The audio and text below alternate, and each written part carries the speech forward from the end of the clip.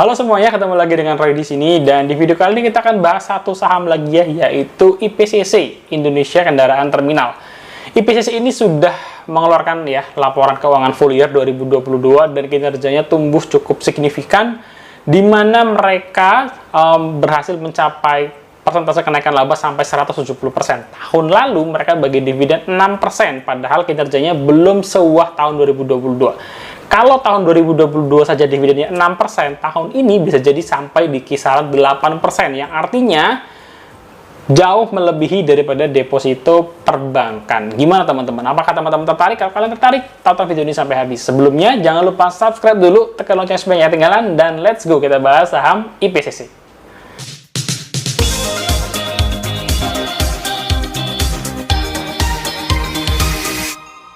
Oke teman-teman, kita langsung pindah ke layar monitor untuk membahas saham IPCC, Indonesia Terminal Kendaraan, yang merupakan bagian dari Pelindo 2. Seperti biasa, disclaimer on dulu bahwa konten ini adalah investment research dan edukasi, bukan rekomendasi, dan teman-teman kalian harus melakukan analisa versi kalian sendiri.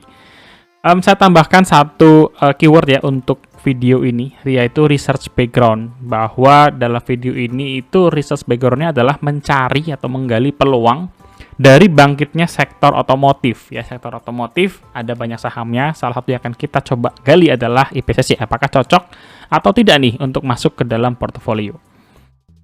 Sekilas perusahaan, IPCC ini bisnisnya apa sih ya? Dia punya 5 hal ini yang teman-teman harus ketahui minimal. Pertama adalah stevedoring, bongkar muat kargo dari kapal ke dermaga gitu ya. Yang kedua, cargo dooring, mindahin kargonya dari lapangan penumpukan ke dermaga atau sebaliknya. Jadi kalau misalkan stevedoring itu bongkar dari kapal ke dermaganya, kalau kargo itu mulai dari lapangan penumpukannya. Ya, karena kalau misalkan pengiriman barang di pelabuhan itu kan nggak langsung masuk semua ke dermaga ya untuk masuk ke kapal, tetapi ada lapangan penumpukannya dulu, ngantri dulu gitu ya. Nah, itu cargo dooring. Yang ketiga adalah receiving dan delivery, ya penerimaan dan pemeriksaan. Ini berlaku untuk pemeriksaan kendaraan untuk yang diekspor maupun untuk yang diimpor ya. Ini juga mereka punya servisnya. Mereka juga punya servis untuk membantu ya, untuk membantu industri otomotif tadi, yaitu central inspection. Mereka mastiin bahwa mobil-mobil yang masuk atau yang mau diekspor itu udah nggak ada defect. Defect itu ya cacat-cacat lah ya, kayak misalkan gores-gores, atau misalkan ada sesuatu yang belum clean, atau yang ada aksesorisnya peok-peok dan lain-lain, itu mereka juga bisa bantu. Terakhir adalah mereka juga menyediakan alat bantu bongkar muat gitu ya, dan value added service untuk misalnya pengecatan. Mereka pas nemu ada aksesoris lecet bisa diperbaiki, perbaikan untuk intinya adalah memastikan bahwa kendaraan-kendaraan tersebut bagus kondisinya itu ya. Kalau ada yang nggak bagus, mereka bisa bantu melalui value added service-nya mereka ini. Kurang lebih gambarnya seperti ini teman-teman. Ini saya ambil dari websitenya IPCC. Jadi ini area penumpukan sepertinya ya, jadi banyak sekali mobil yang mungkin akan masuk atau keluar, dan ngantri dulu. Mereka lah yang bertugas nantinya untuk ngangkut. Kalau misalkan yang stevedoring berarti ngangkut dari kapal ke dermaga, ataupun kalau yang kargo mereka mindahin dari lapangan tadi ke dalam dermaganya. Wilayah operasionalnya di mana aja? Yang pertama jelas di Tanjung Priok ya, ini pelabuhan. Nanti akan kita bahas juga bahwa Tanjung Priok ini adalah vital banget buat kinerjanya IPCC ya. Jadi pendapatan besarnya mereka datangnya dari pelabuhan Tanjung Priok. Mereka juga beroperasi di Belawan, ini Sumatera Utara, di Makassar, Sulawesi Selatan, Pontianak, Kalimantan Barat, Pelabuhan Panjang, Lampung, dan Pelabuhan Gresik di Jawa Timur. Berarti kita bisa gambarkan bahwa mereka beroperasi di Pulau Jawa, Pulau Sumatera, Sulawesi, Kalimantan, ini di Pulau Sumatera lagi, dan di Jawa Timur. Mereka areanya sudah 3/4 wilayah Indonesia ya, pulau-pulau di Indonesia yang belum di wilayah Indonesia Timur, di daerah Papua. Ini adalah komposisi shareholder-nya. Jadi mereka dimiliki oleh Pelindo 2 ya, setelah di merger oleh Pak Erik. Jadi tadinya ada Pelindo 1, 2, 3, 4, di merger jadi Pelindo 2. komposisinya dia pegang 71,28%. Masyarakat punya 22,44%. Oke, itu adalah sekilas perusahaannya mengenai IPCC ini. Sekarang kita bahas kinerjanya, teman-teman ya. Jadi di tahun 2022 itu adalah tahun di mana sektor otomotif itu bangkit ya. Kita sudah pernah bahas ASI, pernah bahas, kemudian kita bahas IMAS ya, kita bahas auto. Jadi ada 3 saham yang kita pernah bahas dan tiga-tiganya pernah ada dalam portofolio saya gitu ya waktu itu, dan ada satu yang udah saya lepas ya. Nanti akan saya share di video lain. Untuk yang IPCC ini masuk ke dalam screening saya gitu ya, screening saham-saham yang secara kinerja dan secara neraca itu cukup menarik. Nah, kita start dari pendapatannya mereka itu naik 40%.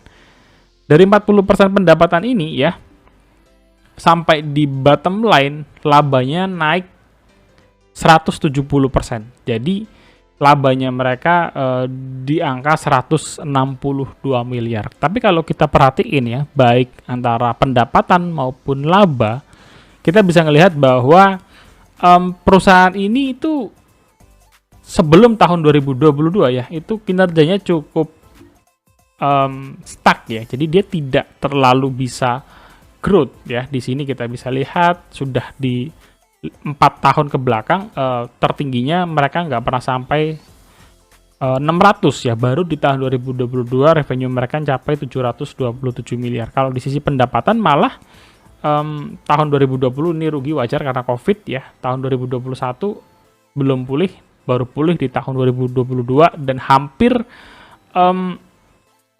sama dengan di tahun 2018 ya kalau dari sisi laba ya. Padahal di tahun 2018 itu emiten otomotif memang naik tinggi ya karena kinerjanya bagus-bagus di tahun 2018. Nah, kalau kita melihat ke kinerja mereka di segmennya masing-masing ya, kalau IPCC ini hanya ada 2 segmen teman-teman. Yang pertama jasa terminal, dan yang kedua pelayanan tadi ya, value added service-nya dia. Value added ini bisa dikatakan hanya menyumbang nggak sampai 5% dari total pendapatannya IPCC. Kenapa? Karena kalau kita lihat angkanya jomplang banget ya. Jasa terminal dan jasa barang itu menyumbang 700 miliar, sementara pelayanan rupa-rupa ini value added service-nya menyumbang hanya 16 miliar. Kita bisa katakan bahwa jasa terminal dan jasa barang ini adalah main revenue-nya si IPCC gitu ya. Main revenue-nya si IPCC. Dibandingkan dengan tahun 2021 yang sebelah kanan tahun 2021 ya.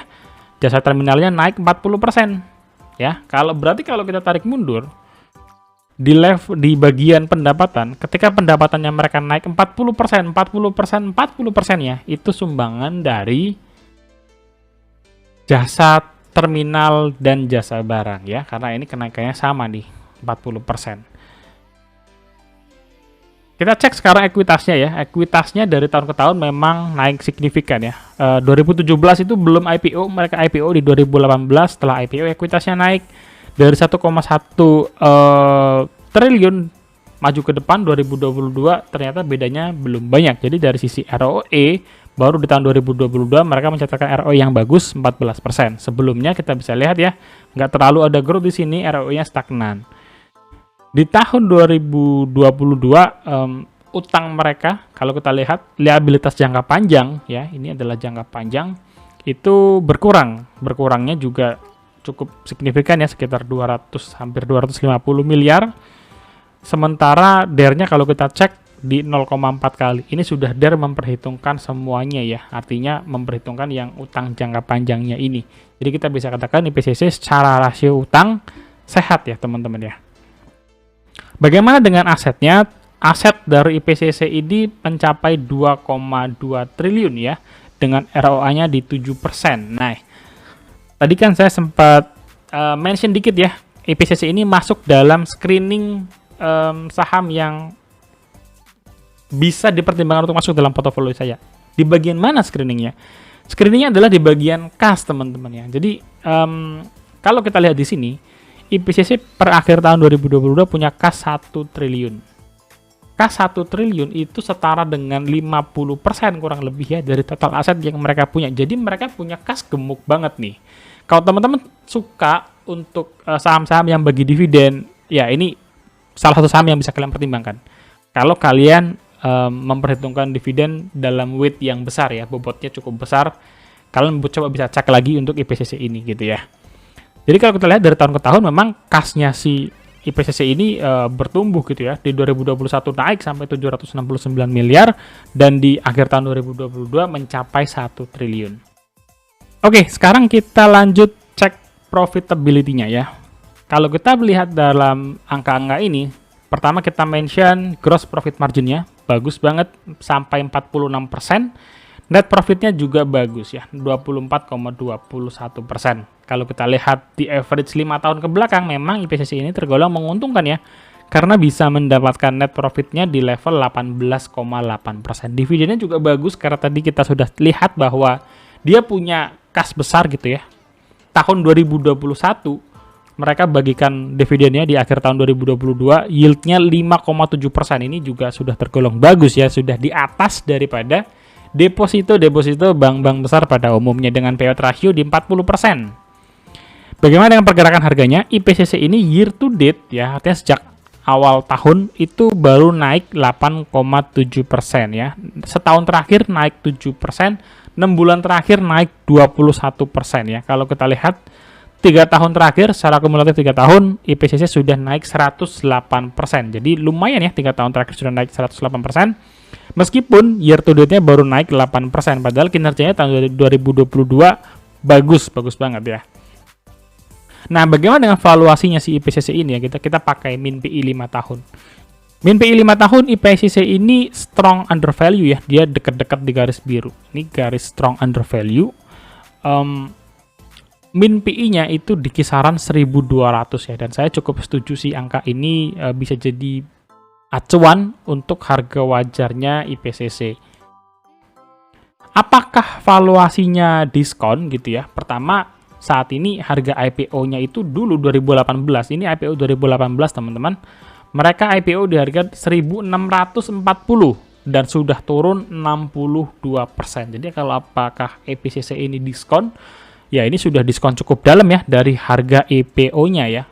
Dan kalau kita lihat tadi di min PI-nya juga meskipun nggak sampai 1.600, 1.200 menurut saya masih jadi target yang masuk akal untuk IPCC.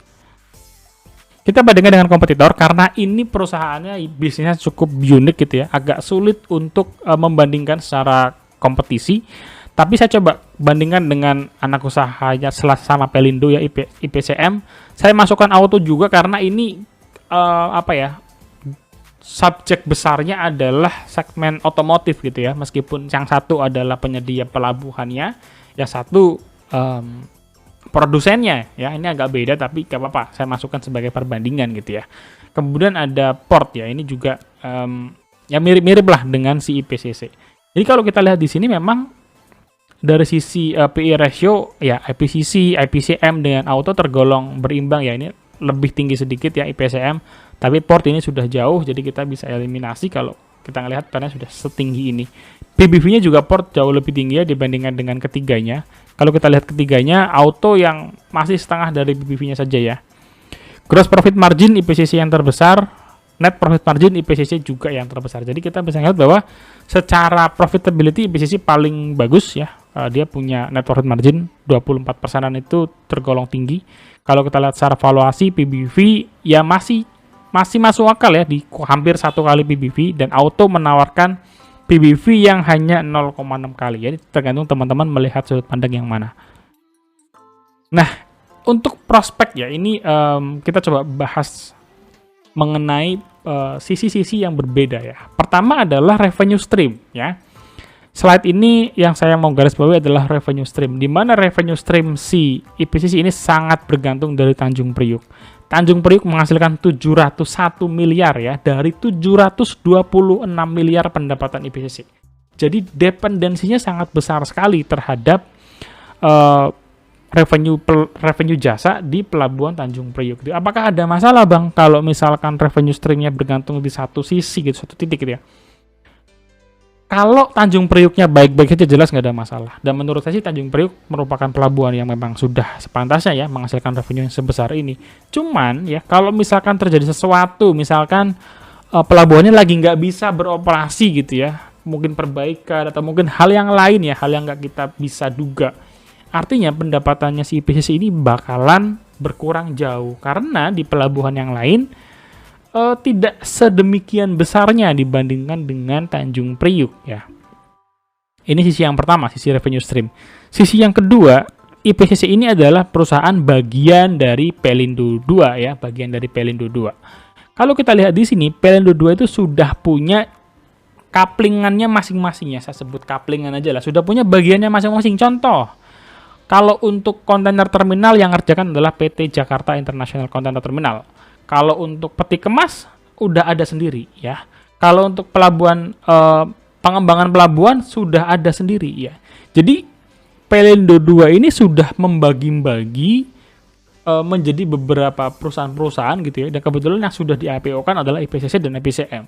Dari sini yang saya lihat adalah kesempatan ruang gerak bagi IPCC ke depan gitu ya. Saya ngelihatnya Pelindo 2 itu sebagai sebuah perusahaan induk yang sudah sangat-sangat well established, sehingga anak usahanya seperti IPCC ruang geraknya sempit gitu teman-teman ya. Ini dalam subjektif saya melihatnya seperti ini. Yang selanjutnya yang saya lihat adalah perusahaan seperti IPCC ini dia punya laba besar gitu ya.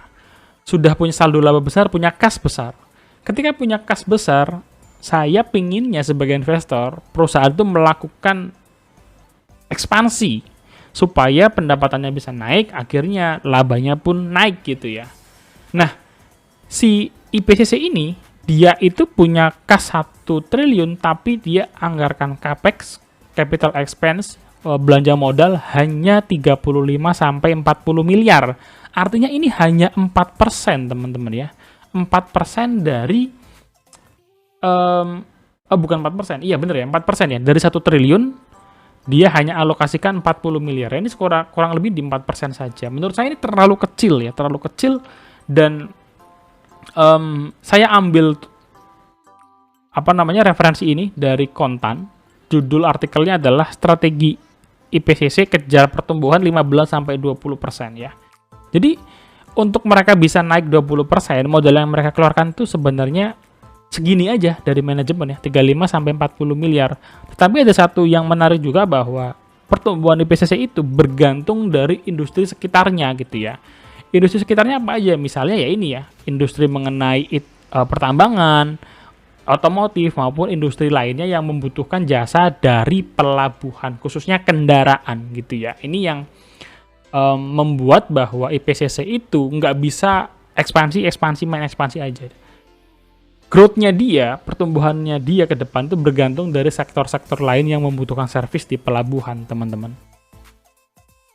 Terakhir ya, mengenai prospek IPCC ini catatan kecil saja bahwa dari googling saya menemukan IPCC ini dalam waktu setahun ya 2021 dengan 2022 itu gonta-ganti susunan ya, gonta-ganti manajemen. Menurut saya ini dibilang red flag enggak, tapi ini catatannya adalah kalau manajemen setahun diganti, menurut saya keberlangsungan strateginya sulit gitu ya. Minimal tuh idealnya ya 2-3 tahun lah ya baru RUPSLB untuk mengganti pimpinan. Kalau setahun udah diganti kayaknya kebijakannya kan bisa ganti, bisa beralih atau ada sesuatu yang lain yang harusnya bisa diselesaikan oleh pendahulunya, kemudian ganti rencana dan lain sebagainya. Itu kurang ideal kalau jangkanya terlalu cepat.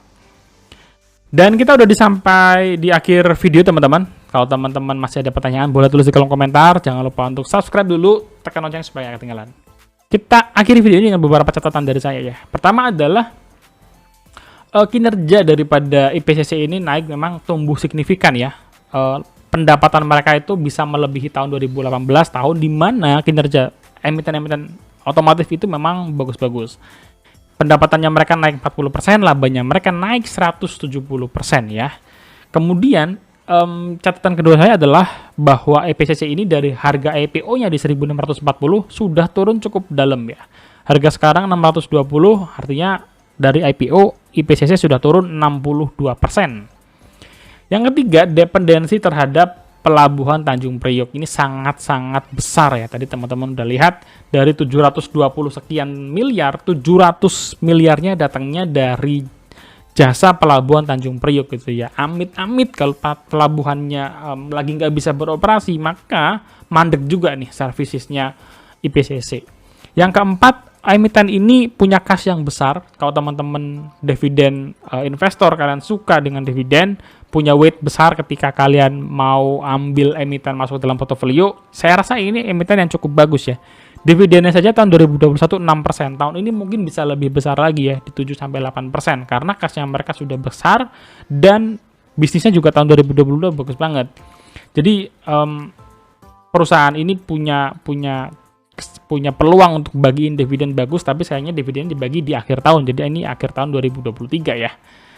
Tetapi selain dari dividen, catatan lainnya adalah perusahaan ini tuh hanya menganggarkan 40 miliar untuk capex atau setara 4% saja dari kas ya. Concern saya adalah emiten ini bakal challenging ya, sulit untuk bertumbuh. Selain karena tadi ya capex-nya juga nggak besar-besar banget. Pelindo 2 sendiri itu bisnisnya sudah kompleks, sudah punya couplingnya masing-masing, sudah punya bisnisnya masing-masing. Saya nggak ngerti apakah bisnisnya itu boleh saling berserempetan apa enggak gitu ya. Apakah si IPCC ini boleh ngambil lahan-lahannya temennya atau enggak. Tapi kan sudah ada PT-nya masing-masing ya, harusnya sih nggak boleh. Kalaupun boleh ya pembagiannya pasti harus jelas gitu ya. Jadi ini challenging untuk IPCC untuk ekspansi sehingga pendapatannya bisa konsisten naik ya, konsisten growth. Yang kelima, dividend yield ya, ini tadi kita udah sempat singgung juga, saldo labanya besar, kasnya besar. Yang terakhir mengenai harga buy atau range buy-nya, saat ini menurut saya sudah, kalau teman-teman tertarik ya, ini sudah diskon 62% dari harga IPO, artinya cukup menarik. Dengan kinerja yang bagus, harga wajarnya menurut saya bisa kita targetkan di 1.100 dan 1.200 ya. Min BI 5 tahunnya juga ada di kisaran seperti itu ya, 1.100 sampai 1.200. Tetapi catatannya adalah, kalau perusahaan mampu bertumbuh kinerjanya gitu ya, ini hal yang penting. Karena kalau nggak bertumbuh, perusahaan itu sulit gitu ya untuk rally di market dia. Kalau beberapa tahun ke belakang saya amati gitu, return yang saya dapatkan bagus itu datangnya dari perusahaan-perusahaan yang mampu growth ya dengan konsisten, baik quarterly maupun annualnya. Dan kalau kita lihat sisi ke belakang, mereka itu cukup stuck ya di ke belakang-belakang terakhir itu. Pendapatannya nggak pernah lewat dari 600 miliar, baru di tahun 2022 mereka lewat tuh pendapatannya di atas 600 miliar. Jadi gimana teman-teman menurut kalian? Apakah IPCC ini tergolong menarik buat teman-teman yang dividen investor atau teman-teman yang suka emiten growth? Bagaimana? Silahkan tulis di kolom komentar, kita bisa diskusi bareng. Sampai segini dulu video kita kali ini teman-teman. Kalau kalian suka, jangan lupa subscribe. Terima kasih banyak buat teman-teman yang sudah subscribe dan support channel ini. Jangan lupa juga untuk subscribe, share, like, dan feel free untuk nanya apapun di kolom komentar. See you guys in the next video, dan semangat terus puasanya. God bless you guys. Bye-bye.